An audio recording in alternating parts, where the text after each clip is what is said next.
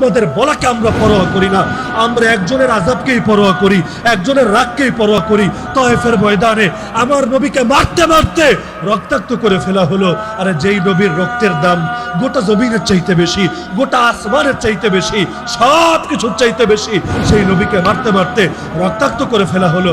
নবী আল্লাহকে বলে কি? আরে চিন্তা করেন, নবী আল্লাহকে কি বলে?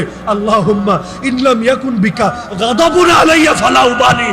হে আল্লাহ, আমার উপর যদি আপনার রাগ না থাকে, আমার উপর যদি আপনার সন্তুষ্টি না থাকে, আমার কোনো পরোয়া নেই। কে মারলো, কে রক্তাক্ত করলো, কে হত্যা করলো, কে আমাকে তেড়ে আসলো, কে কবুল না করে জুলুম করলো, আল্লাহ কোনো কিছুরে আমি ভয় পাই না, কোনো কিছুরে আমি পরোয়া করি না।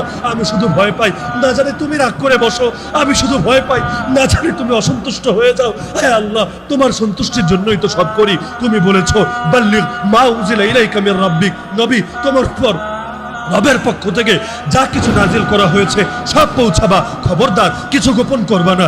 যদি না পৌঁছাও, আরে শুনে রাখো, সাবধান, তুমি তোমার রিসালাতের দায়িত্ব পালন করো নাই, নবী হিসাবে ব্যর্থ, রাসূল হিসাবে ব্যর্থ, আমি তোমাকে পাকড়াও করব। আর শুনো, পৌঁছাতে গেলে ভয় আছে। আরে কারে ভয় পাবো তুমি? আল্লাহু ইয়াসিমুকা মিনান নাস, আল্লাহ তোমাকে মানুষের হাত থেকে হেফাজত করবে। তারা হয়তো তোমাকে জানে মারতে পারবে, জানে ক্ষতি করতে পারবে, কিন্তু শুনে রাখো, তোমার আদর্শরে কোনোদিন মিটাতে পারবে না।